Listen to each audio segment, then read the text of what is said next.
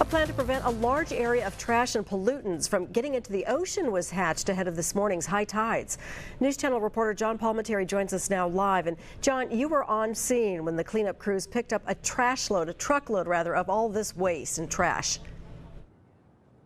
The rapid response was necessary because the high tide projections now for the next few days, as you can see, some of the water is still out here from this morning. They're expected to have some very serious tidal flows, and anything left on the beach in these encampments is going to get washed out. That can create not only an environmental hazard, but a danger to anyone who's in the water.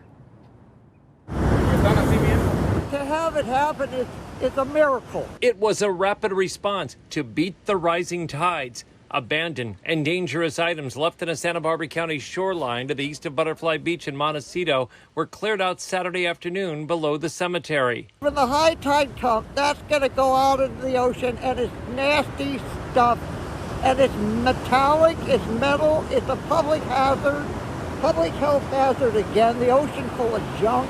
The Santa Barbara County Sheriff's Department inspected the site and determined it to be empty and the items abandoned. Heal the Ocean worked with the Big Green Company to come out with a crew on short notice to bag everything up and truck it out while they could at low tide.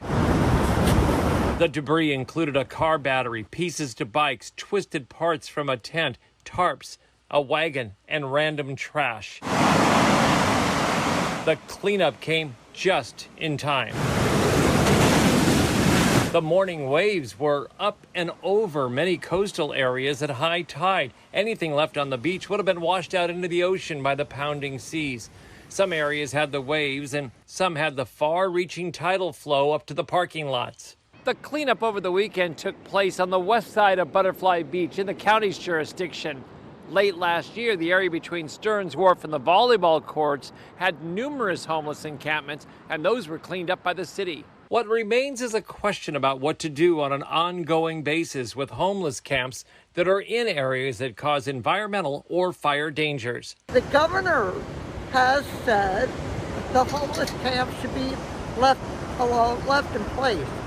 But the beach is not a suitable place, neither is a creek bed, neither is a storm drain, the watershed, because we know they don't have sanitation. The other issue that we have down here are these abandoned boats that crash along the shoreline. You might recall a case recently in the county's jurisdiction on a Montecito beach where it was there so long that the waves broke it up and the debris field was more than a half a mile before the cleanup took place.